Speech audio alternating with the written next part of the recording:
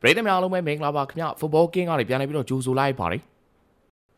ချန်ပီယံလိဖလားမရဘူးတဲ့ PSG နဲ့ရှင်မြန်ကြီးကိုဖိုင်နယ်ကနေစောင့်ကြိုနေတဲ့အင်တာကနေဘာကာကိုရင်အောင်လုပ်ပြီးတော့ချန်ပီယံလိဗိုလ်လုပွဲကိုတက်လှမ်းသွားခဲ့ပြီးလည်းဖြစ်ပါတယ်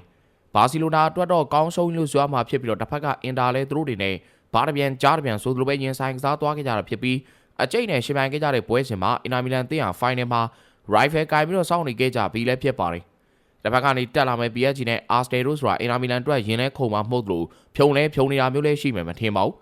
။ဘာကြောင့်လဲဆိုရင်တို့နဲ့ရှယ်ပြိုင်မဲ့အသင်းလေးတွေကချန်ပီယံလိမရဘူးတဲ့အသင်းတွေဖြစ်နေခဲ့ကြတဲ့အတွက်ကြောင့်ပါပဲ။ PSG နဲ့ Arsenal အသင်းတွေဒုတိယကြောပွဲစဉ်ကိုတော့ဒီနေ့ညမှာရှင်ပြိုင်ကစားသွားကြမှာဖြစ်ပြီးလောလောဆယ်တော့အင်တာမီလန်အသင်းဟာအဆိုပါနှစ်သင်းတွေက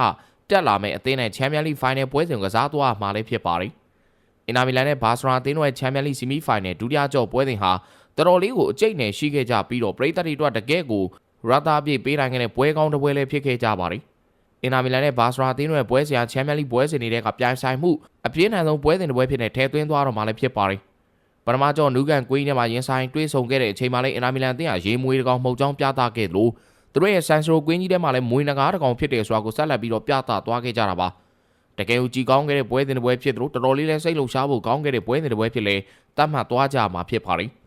ပထမကြောနူကန်ကွင်းထဲမှာတစ်ဖက်3ဂိုးစီတရားလက်ထွက်ပေါ်ထားခဲ့တဲ့အထိကိုပြိုင်ဆိုင်မှုတွေပြင်းထန်ခဲ့ကြတဲ့အဆိုပါအသင်းနှစ်သင်းဟာဒူတာကြောမှာလည်းဘာစရာအသင်းတို့ကလွယ်ကူမှမဟုတ်ဘူးဆိုတော့ထင်ထားခဲ့ကြတဲ့အတိုင်းဘာစရာအင်တာမီလန်အသင်းနဲ့အတွေ့မှာမျှော်လင့်ချက်တွေဖျက်ဆီးခြင်းခံလိုက်ရသလိုမြင်တွေ့ခဲ့ကြတာဖြစ်ပါတယ်။ iBet ခွန်ရှိကို 1xBet တို့ကိုနိုင်ငံတကာပေါက်ကြီးတိုင်းဖုတ်ဘောကင်းမှာကစားလို့ရပါပြီ။ 1xBet အကောင့်ဖွင့်သူတိုင်း promo code FBK ခွန်3လုံးကိုအသုံးပြုပြီးတော့100% bonus ရယူကစားလို့ရအောင်ကြောင်းလည်းသတင်းပေးပြစေ။ဖုတ်ဘောကင်းမှာကစားခြင်းနဲ့ဆိုတော့ဖုန်းနံပါတ် Viber 39 63လုံးခွန်3လုံး53လုံးကိုဆက်သွယ်နိုင်လို့ကွန်မန့်ထဲမှာချပေးထားတဲ့ Telegram link ကိုလည်းလက်အောက်စုံစမ်းမေးမြန်းနိုင်ပါတယ်ခင်ဗျာ